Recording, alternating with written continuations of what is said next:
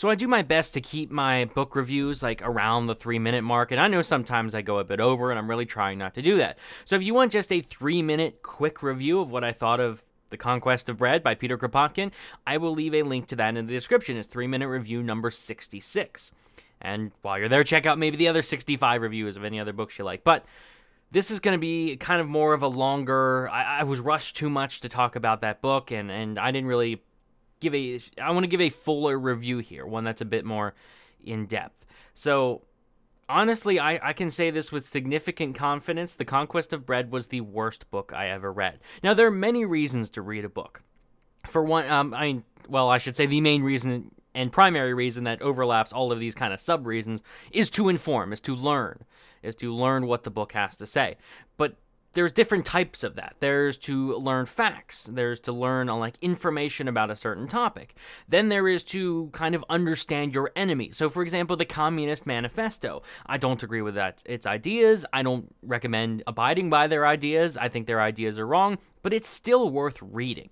And the reason for that is because you have to know what your enemy is saying. Well, you have to know what all of these other ideologies are saying, because how are you sure? How can you be confident that you have the right belief system if you're not constantly reading what your opponents are saying, what other ideologies are saying? And even wording them as opponents could be a bit too confident necessarily, because I've read 20, 30 objectivist books, and I don't consider myself an objectivist, but at the very least, I consider myself a fan of objectivism. I think they're on the right track on a lot of things. And most of these books, I read conservatives, libertarians, liberals, and in the original sense, like classical liberals, even the social democrats, that want the more mixed economies, like Norway and the other Scandinavian countries, I can at the very least understand their logic. I can understand where they're coming from when I read their content. Even if I disagree, I can still understand where they're coming from. And for that reason, I treat them respectfully. I understand, okay, I see where you're coming from. I know the correct angle to take, to then show them why I think I'm right and they're not. And overall, that's why I try to read as much of a variety as possible, especially considering I might be wrong, and I might be in the wrong ideology. I might have the wrong belief system. But then when it comes to communism. See, now I'm trying to read more communist stuff because I don't read much communist stuff, and I don't want to be that person that says, yeah, communism is the worst thing ever, it's bad, it's awful, while having never actually read anything that the communists say. So I follow some Antifa pages, I follow some forums, I check the forums every so often, like r/socialism on Reddit, and see what they have to say. So this was my first full-blown book that I've read. The first communist book that I've read the whole way through. I read the Communist Manifesto, but again, it's such a short book, I can't even really consider it a book. But it was The Conquest of Bread, and that's because when I heard people talk about communist thinkers, they were talking about Marx and Engels were the two big ones, but then, of course, there's way more to that. Most people know about Marx and Engels because they wrote the manifesto. Then there's Kropotkin and Proudhon. Those are the two that I've heard after that. And when I looked up Kropotkin, The Conquest of Bread was what I was told to read. That was the one that they seem to be really promoting. If you look on YouTube, there's all these communists talking about The Conquest of Bread. That seemed to be one of the more popular communist books. I'm like, okay, I'll read it. This must be a good book. That must really lay out their beliefs. And that seems to be the purpose of the book. Honestly, it's strange because I can't even really figure out what the point of the book was, other than to maybe act as a more in-depth manifesto for what anarcho-communism is. And he does specify anarcho-communism, anarchist communism, which, of course, it seems that a lot of communists believe that is the only true form of communism, is anarchist communism. Now, the problem is it does kind of end, the book does kind of end saying, hey, if you want to know more, read Fields, Factories, and something else by Kropotkin. And I have that book as well, and I will read that one of these days. Relatively soon, probably, I will suffer through it. But my main issue with this book is that I learned nothing. And it's that, you've heard the arguments against communism that, everyone brings up, that, groups like Turning Point USA that aren't very sophisticated, to say the least, that tend to just take the more socialism's killed a lot of people angle, and you've heard them all. You've heard all the basic arguments against communism. Labor theory of value is wrong. Division of labor is necessary. What about human nature? What about Like the fact that, again, human beings, why would they work? Why would they work if there's no incentive to work? If you can't profit in some way off of something, why would you do it? Why like human beings, that's something that human beings do. They look for the most gain with the least work. And that's something that, like, the book didn't even address. That last part, that human nature, they don't even address it. And I get this book is old. Like, I have a good 2 centuries or so. I believe the book was published roughly 2 centuries ago. I think maybe a century and a half. I can't be honest. I believe it was the 19th century it was published. But like, I get that I have, like, it can't exactly reference the Soviet Union because it was before the Bolshevik Revolution. It can't even mention that because, so I get I have an advantage. But then if a book is outdated, if a book has been proven wrong, you stop talking about it. You move on to something else. You update it, you revise it, you create something new, you address the flaws in the book and you create something better. And yet I still see the communists saying The Conquest of Bread is a decent read. It's something we recommend and something we pretty much stand by, which, like, it just blows my mind because it was such an old book. And the guy's definitely smart. Like, Kropotkin, I don't think is a moron. He references many economists of the time. He's read Adam Smith. He's read Jean-Baptiste Say. And I don't know if, I believe Kropotkin was Russian. The name is definitely Russian. But he does seem to, I don't know much about his life personally, but he seems to have really taken to the French, specifically the French Revolution, because he does reference that a few times. But it's so weird because he leaves everything so bland, empty. Like when I read the more libertarian books, like the books, the more conservative books, the ones that all the conservatives and libertarians recommend. I'm not talking like a book by Tucker Carlson. I'm talking about William F. Buckley and Conscience of a Conservative by Goldwater on that end. For the conservative end, and for libertarians, of course, they recommend Rothbard and Mises and Hayek and all of those. And I find that, and then again, of course, the classical liberal side, they recommend Locke on Liberty by John Stuart Mill and all these other writers. And it's weird how, because all of those books, they kind of prepare a very strong defense of their views. They go back to the beginning. They really take nothing for granted. Even the things that they assume are true, they even point out, like, okay, we assume this is true, but we're going to explain our reasoning behind it. Like, even if we don't have evidence for it, we're going to explain the logic behind our method of thinking. Whereas this book feels, it's just the first ideological book I've ever read that was completely lacking in any of this stuff. It was, I could almost call it religious, but that's an insult to religion. Because, like, what do you think of when you think of religious? You think of a text that asserts a bunch of information, and people take it on faith, and they never really question it. That's like what you think of when you think what I mean to say when I refer to it as religious. But again, to even refer to it as religious, I think is an insult to religion. Because even religious people, they really kind of take the time to explain. Certain religious groups will even take the time to explain their reasoning behind a lot of their beliefs. Whereas this, again, it doesn't do any of that. It just asserts. It just says this is true. We need to do something based off of. We need to support the needs of people, not the wants. Or we need to operate a society that puts people's needs first rather than, like, it's a lot of like weird feel good stuff. And I think that's it. I think that's why. Like, they put forward feel good stuff and people just take that for granted. Like, oh, feel good stuff. Okay, like.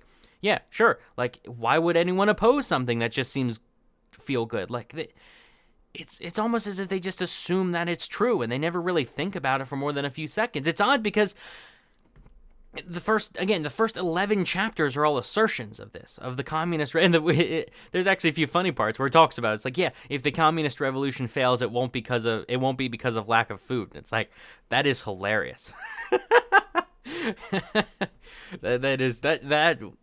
That particular sentence didn't age well. But if you're gonna even read any of it at all, I would say start with chapter 12. I don't recommend this because it's almost as if like I haven't learned anything. I haven't learned anything about communists from this. It's stuff I already knew before, and I've barely read any of their materials. Like, this is the first like full-length book that I read.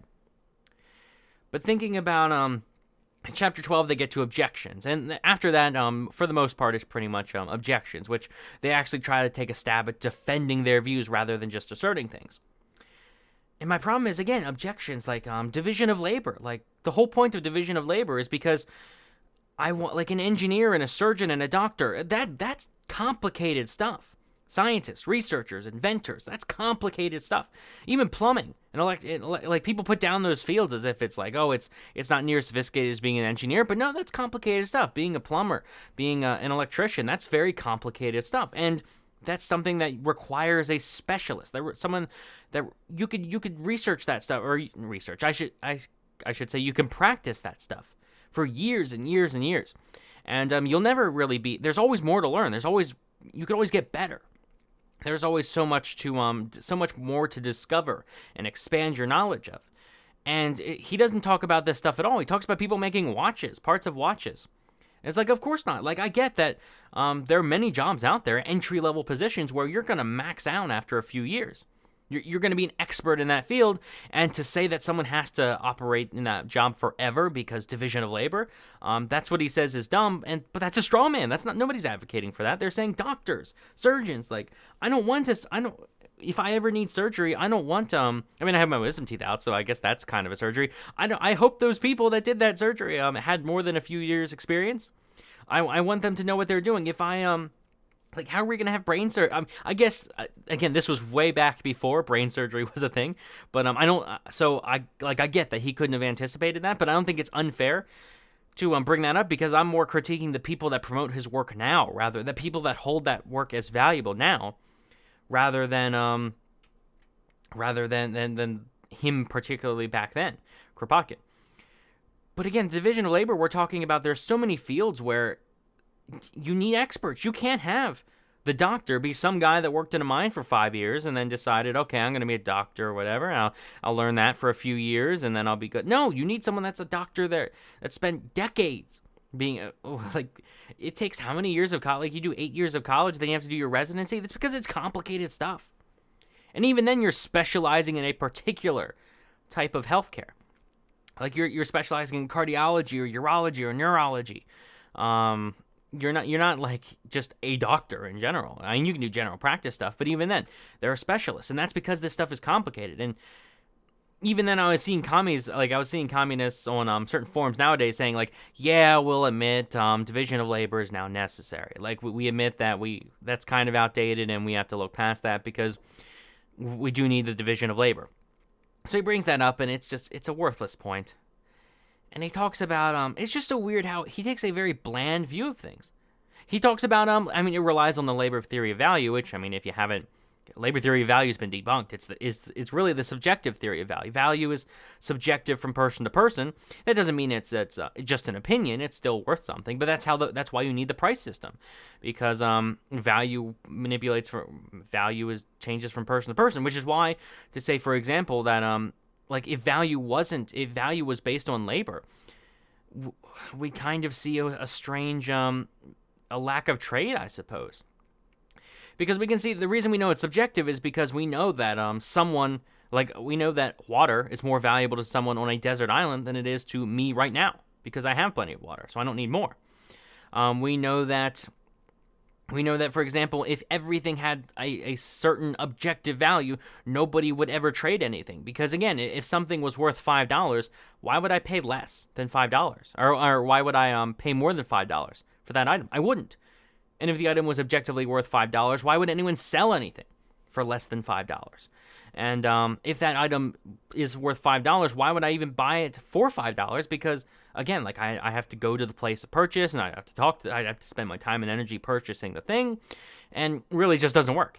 So we have to rely that the value is subjective and varies from person to person. And the weird thing is, it kind of goes through and talks about this utopia of how things will be better, like things will be great. People only have to work 5 hours a day. It's like, where are you coming up with these numbers? Where are you coming up with this? I don't understand that at all. It's all assertions based on very little, if nothing. And I know the guy knows his stuff because, he's read Smith, he's read Say, he's read all these different writers in that, and I don't get how he doesn't take the time to differentiate between the capitalism that self-described, I guess, capitalists understand. Because I get there is something you have to understand. When they talk about capitalists, they talk about the bourgeoisie, basically. So for them, feudalism and that, and to them, that's all capitalism. To them, anything that has like a hierarchical system, anything that advocates hierarchy is a capitalist system. It appears. So I get that, but they don't take the time to differentiate. Like, at least take the time to differentiate what your opponents are saying. Like, take the time to differentiate between Adam Smith and a feudalist system. He doesn't seem to understand it. Because every so often, he does make a valid point. Every so often, he does assert something rather valid because he is an anarchist, and naturally, there are arguments against authoritarianism. And he occasionally mentions those arguments, which is something you can find in any like libertarian book. So occasionally he hits the mark and he makes a valid point. But because, again, like the system he was living under wasn't exactly perfect. It wasn't laissez-faire capitalism. So it definitely had his issues. But for someone that's so concerned about waste, he is worried about waste. And as am I. I'm very worried about. I don't like waste. It bugs me. Like when I see someone wasting something, it actually bothers me. The whole time he's concerned about waste, and yet he takes such a simplistic view of society that he thinks it's so simple to manage, and it's really not. Like, the reason we have the price system, the reason we have private markets is because the price system is so majorly complicated that not one person can manage it. It's almost kind of like looking at nature and saying, oh, well, we can say that animals need this much. Like, we can say that carnivores need this many calories to survive, and we can say that herbivores need this many calories to survive, and this individual animal relies on this many calories, and therefore what we could do is structure nature in a way that human beings could control nature. And just imagine if human beings thought they could control nature in the sense that they tried to manage specifically, like they tried to like make nature into a zoo in the sense that they fed every animal and that they raised certain animals to feed to other animals and they treated everything like manually like that. We know that it wouldn't work, and we know that the nature, for all its flaws, nature works on its own pretty well. And that's pretty much the same thing when it comes to capitalism.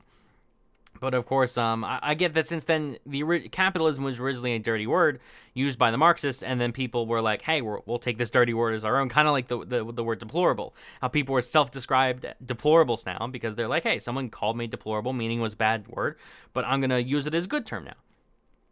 But it's basically, if you've heard any arguments against the labor theory of value and the division of labor and these kind of things, and he doesn't even mention human nature, that kind of thing.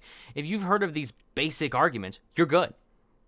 And the thing is, I get that he didn't have the Soviet Union to refer to as to really respond to because it hadn't happened yet.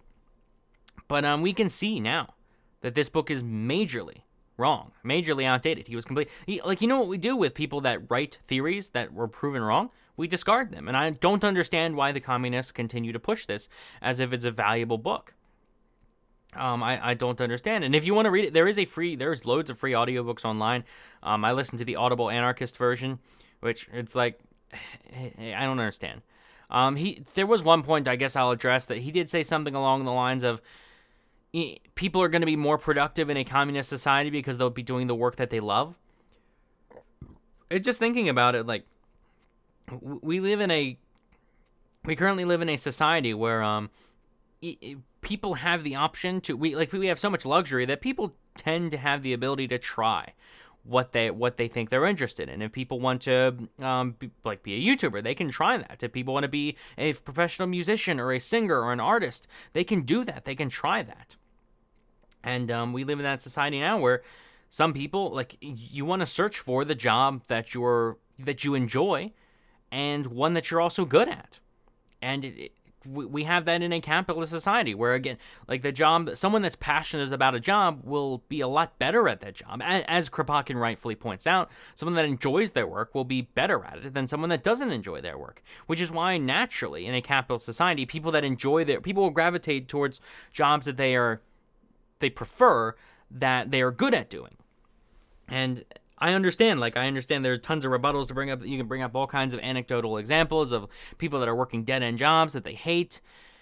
And it's really down to, there are several things for that. Obviously, capitalism isn't perfect. But for the most part, we live in a world that allows people to, even if they can't fully afford to pursue their dreams, they can at least glance into it. And they can at least give it a shot for a little bit. They can take a little bit of a risk here and there. And I'm just thinking of how Kropotkin's here concerned about producing enough wheat. And we live in a society where we're not even thinking about food.